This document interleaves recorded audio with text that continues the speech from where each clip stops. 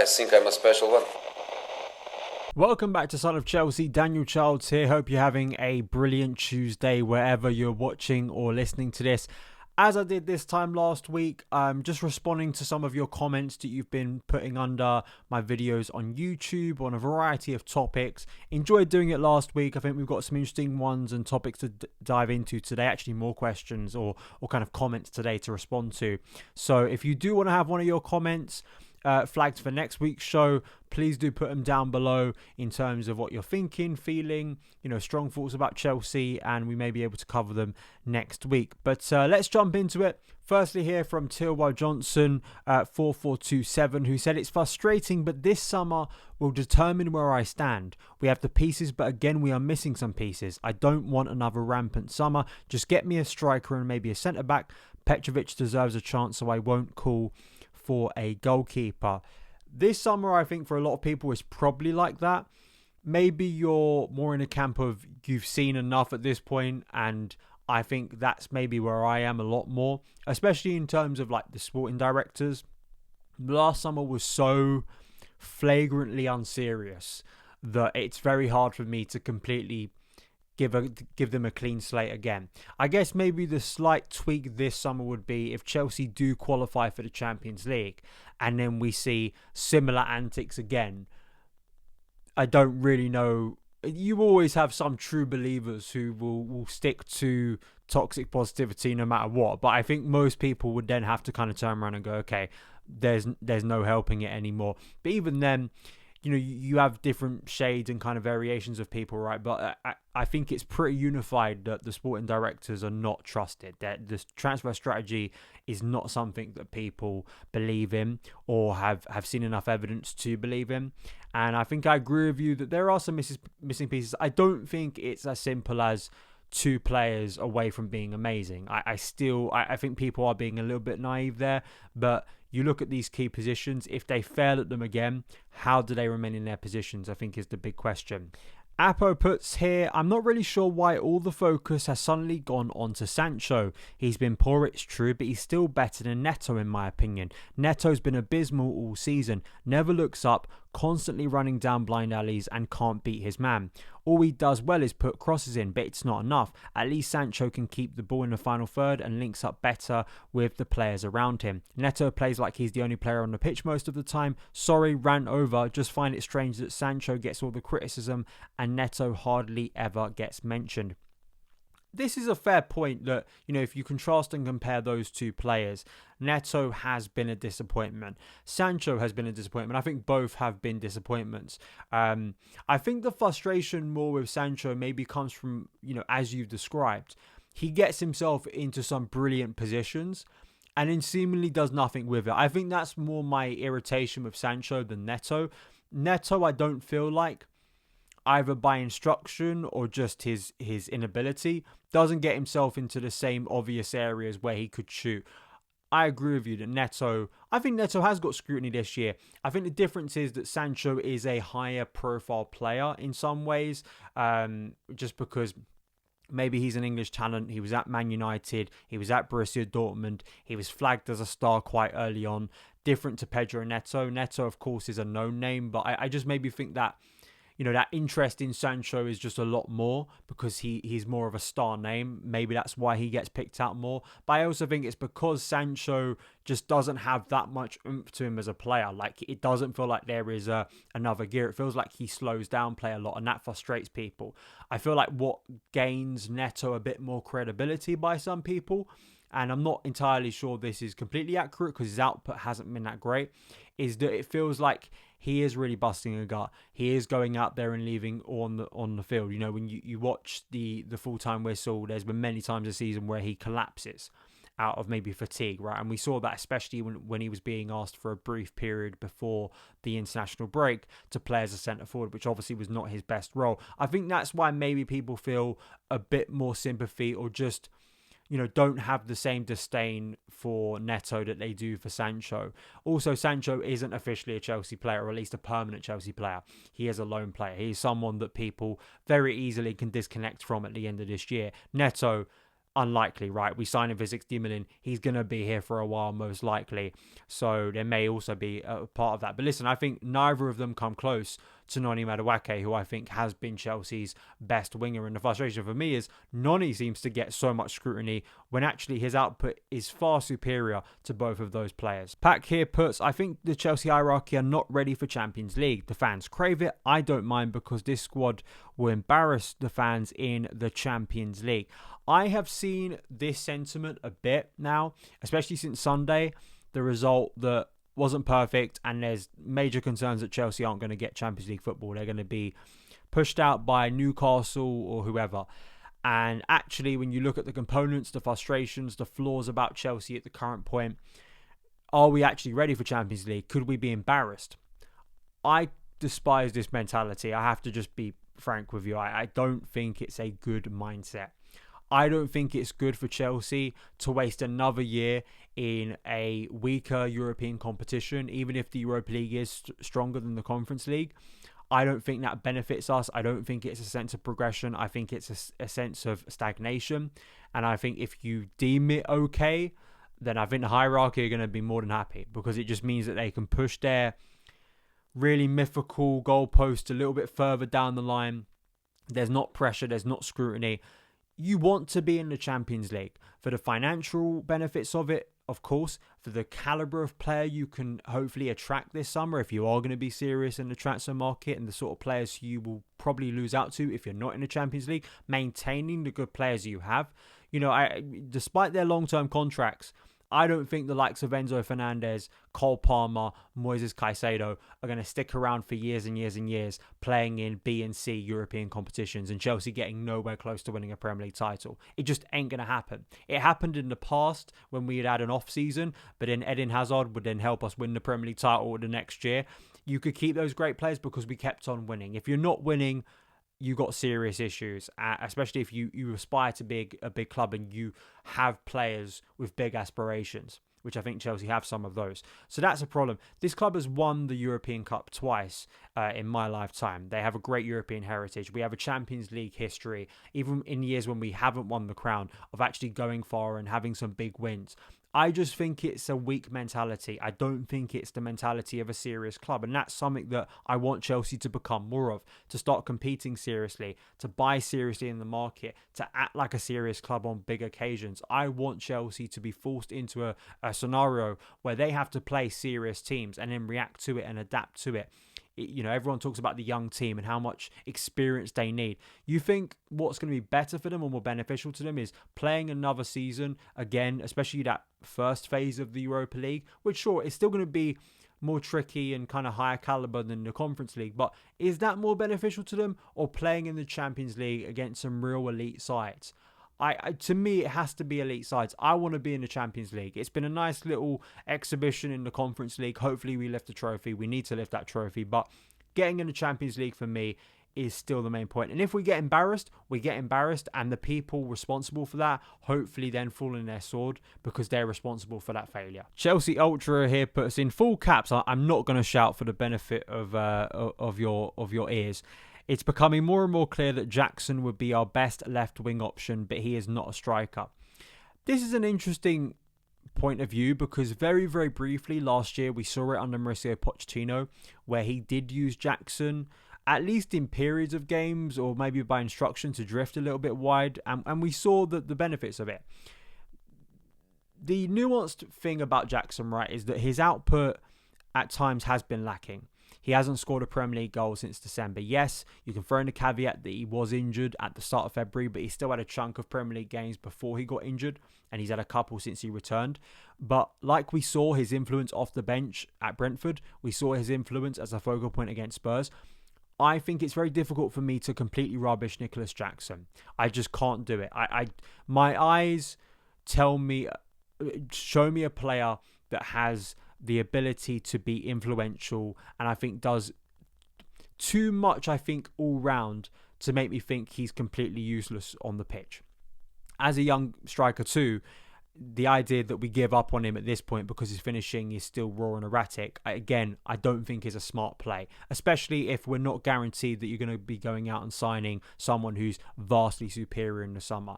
The likelihood is Chelsea are going to go out and sign someone of a similar age who probably has similar or in some ways limitations where they're a little bit raw. So I think maintaining Jackson is important, but that left wing option is very much up for grabs at the moment. Mudryk, we have no idea what's going on with him, but even if that wasn't the case, I don't think Mudryk should be here that much longer. I don't think he's impressed. Sancho, we spoke about earlier in the show. Yes, he may get some harsh criticism, but I don't think he's good enough to remain at Chelsea. I don't think he's shown enough for Chelsea to pay that permanent fee. It's actually, I think, cheaper and better to pay the penalty loan fee and just send him back to Man United. So then the left wing becomes kind of up for grabs. Is Tyreek George someone who can step up to the plate? Are Chelsea going to go out in the transfer window and try and sign another wide player, maybe a big wide player that, you know, blows or kind of minds and stuff in terms of like actually being serious in that position? Or are you then looking at moving Jackson left, keeping all hopefully the good elements of him because he is a fast player, especially in transition, and you keep all of that, but then you have maybe your more concrete finisher up top that he can still compete with, still play as a centre forward at times because you've got that versatility. I want to hear your thoughts. Would that be something you're comfortable with? Do you only see him as a striker? Do you think the left wing thing, we haven't really seen that much of it to really judge, or would you like to see a bit more of it moving forward? Because I don't think it's a ridiculous suggestion, because I'd like to keep Jackson, or at least the things that Jackson offers to this team, I like to keep in the team because I think we lack it elsewhere. Stephen here says Mark Guiu would have dropped a much better performance than what I assume, this is bad spelling, but I assume you mean Nkunku did yesterday. He didn't win any duels, didn't make runs, didn't come back to pick up and build up. He was completely useless. Truth is, not every player is Prem built. I think there should be analysis of a player's Prem readiness before signing them. He could play against Legia Warsaw and give a decent performance, but he can't play in the Prem if he can't run. He should be moved on. I will keep Joao Felix ahead of Nkunku. The biggest part I disagree with you there is the last part. Joao Felix should be nowhere near Chelsea. His loan to AC Milan should be the final nail in the coffin for Felix stands to still try and claim that he's some world beater that everyone gets wrong. What is that now? Like 6 clubs he's failed at? No, Felix, let him go. And I think Nkunku as well, let him go. Or at least, you know, from what I can see right now, Nkunku looks disconnected from Chelsea. He looks disinterested. Now, the shame of Nkunku is, I kind of get what you're saying, like in terms of profile and Premier League readiness, and especially if you're going to play as a centre forward. But it's not like we've seen absolutely nothing from Christopher Nkunku in what has been a very short Chelsea career, because he was injured for most of last season. But even when he got off the injury table and, you know, off of medical treatment and finally playing for Pochettino at the end of last season, we saw glimpses of the player Chelsea had invested in both pre-seasons of 2023 and 24. We saw excitement at the start of this year. We saw glimpses of that player when he played kind of more as a second choice player for Renzo Maresca. I don't think Nkunku is a completely busted flush in the Premier League. I still haven't seen, especially in what I guess you would deem as a system or a position is his most suitable. We just still haven't seen that. I think the reason I'm ready to cut ties with Nkunku is just simply because, to me, it looks, in terms of just his output, in terms of his performance, in terms of his demeanour, and that's most difficult to judge because I don't know what's in his head, but it looks like a player who just doesn't seem to want to put everything out there for Chelsea, or at the very least, it's not hard to kind of guess that his future is no longer at Stamford Bridge beyond this season. It looks like a player whose just performance levels have completely dipped and dropped and gone off a cliff, unfortunately. But I do think in terms of a transfer window, yes, Nkunku was signed so long ago and so much has changed at Chelsea that it's almost like I still can't get it out the back of my mind that his treatment at times, or kind of the way he's been positioned at Chelsea, is partly because he wasn't signed by the sporting directors. I know that's more of a conspiracy theory, and I'm not saying that the sporting directors are literally sitting down in Enzo Maresca and saying, you can't play Christopher Nkunku. But I can't help but feel maybe that has led to some of that disconnect, or it's been made clear to him he's not really in the plans of Chelsea moving forward.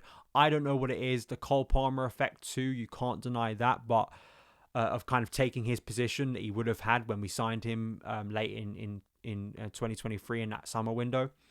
But all of those things considered, yeah, Nkunku doesn't look like the player you want to be relying on at the moment, because he isn't producing anything close to the quality of player I think is there, unfortunately. And I think it's just a sad situation. It really is. The final point here from Chris says, did anyone seriously expect anything different? It must be clear to everyone that we can't beat anyone outside the bottom 3 or 4 and Spurs. We have the worst away record in the Premier League in 2025, and our top Premier League scorer in 2025 is Marc Cucurella.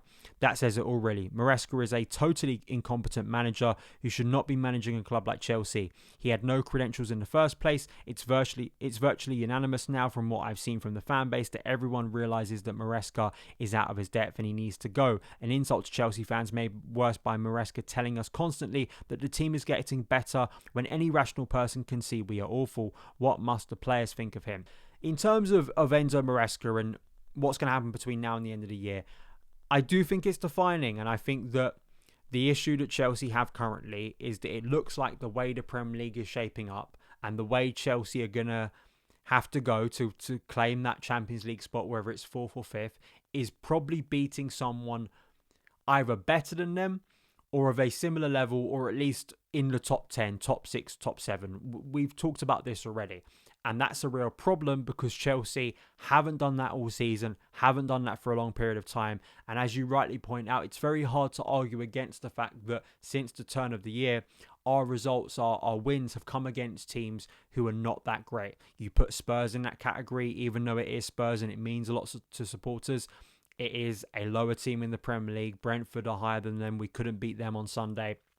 And, we beat Leicester, we beat Southampton, we beat West Ham, Wolves. It's not like those wins are rubbish because and you can't take anything from them because, of course, they gained us points that have got us to this stage where Chelsea are still in the battle and race for Champions League football. I think the deep concern, I think it's a valid concern, is what happens when Chelsea come up against Liverpool, when they come up against Newcastle away from home. I still firmly believe that Newcastle away game is the defining game of Chelsea's season for Champions League. Just looking at Newcastle's run in, their form, their momentum, I think that game will come at a time and will come to a head probably of kind of defining for who gets Champions League football. And that's the concern because I don't think there's much evidence and I don't think there's much confidence that we will go up to St James's Park and be able to beat them in what will be a very hostile atmosphere. That's the concern, and I think people have a very valid concern. And if we don't get Champions League football, for me, Champions League football is defining for this season. I think if we don't get it, I think both Enzo Maresca and mainly the sporting directors have to be shown the door. I don't think that will be the case for a variety of reasons. I think some of those is because we seem to have blind willingness to back the sporting directors no matter how much they fail, because I think they briefed the Enzo Maresca, maybe underlying metrics-wise, they can point to how great the underlying metrics are, as Joe Tweeds and I spoke about a few months ago. I think that will be used. Maybe also just, well, look, it's a young squad. We can't keep changing head coach. I know some fans feel like that, but I mean, again, in 12 months ago, if I said to you, we wouldn't get Champions League football this year, I don't think many people would turn around to me and go, well, that's fine. I just don't buy it. This time last year, or at least at the end of Pochettino's year, everyone was saying, even people who weren't that favourable to Poch, next year we got to get Champions League football. We got to be back in the Champions League. And the ownership themselves said in the final programme of last year, we want to get back in the Champions League. They basically made it clear. So if you're not getting Champions League and you're okay with that, there's no consequences for that, then I think it is double standards, and I think it's basically just letting the club off easy and saying, well, my standards have clearly dropped at this point. I don't think that's logical. I'm not asking, and I've never asked this season for the club to win the quadruple, to beat everyone in sight. All I've asked for is an improvement on last year, and based on the coefficient, Chelsea only need to finish one place higher than they did at the end of last season. I don't think that's a unreasonable, entitled, kind of crybaby type approach to stuff. Like I just don't think that's unreasonable. With the money we've spent, with the investment in this squad, if you don't get Champions League football, I think it's been a failure. And you can cry about, people being unfair, Maresca not being that experienced as a head coach. That's a fault of the sporting directors for appointing someone when you need results. If that's what happens at the end, a young squad. a young squad they constructed. They decided to make the squad young. So again, I don't really think that's a good enough excuse for why you fall short. You designed the squad like that. So I think we do need Champions League football. I don't believe not getting Champions League football is a good thing. I don't think failing is a good thing. I'm not of this belief, despite my disdain for some of the things that have gone on at Chelsea. I'm not of the belief that us failing is a good thing. I want to see Chelsea win every single game. I want to see Chelsea back in the Champions League. My hope is that Chelsea getting back in the Champions League will, if it absolutely won't change things. Like Maresca is not going to lose his job if Chelsea get Champions League football. The sporting directors will not lose their jobs if we get Champions League football. So it is conflicting because I still think that especially the sporting directors shouldn't be in the position they're in. I saw a story today about Luis Campos becoming available from PSG, who's actually overseen a project that I think Clear Lake think they've got with Chelsea, but actually he's done it at PSG. I would replace Winstanley and Stewart, bring in Luis Campos and make it a more serious, refined sporting director structure. And hopefully we start moving forward positively. And then, if Maresca gets Champions League football, I think he does deserve the chance to see out next season. And I agree with one of the first comments we had here, which was not another mad summer, because I don't think great clubs and clubs that have their squad in order have to do these mass outlays of departures and rebuilds every single summer. It's not the sign of coherent squad building. It's the sign of messy and not thought out, maybe more opportunistic or just flawed squad building. So the next few weeks, it sounds very obvious, but I think the direction of travel is going to become quite obvious. I think if Chelsea don't get Champions League football, I think there needs to be repercussions. My hope is if Chelsea get Champions League football, which is what we all want, we can move in the transfer market seriously and actually buy a calibre of player that's going to improve the things that I think a lot of people feel frustrated about and are obvious shortcomings in the current squad. So that is it for today's show. Responding to your comments. Thank you for putting those comments in. Let me know your thoughts on everything we discussed in the comments below. Follow across the socials at SonOfChelsea. If you want more Chelsea content, my written content, some audio content as well, please go over to my Patreon. For only £4 a month, you can get more Chelsea content from Son of Chelsea. And I will see you again very soon. All the best.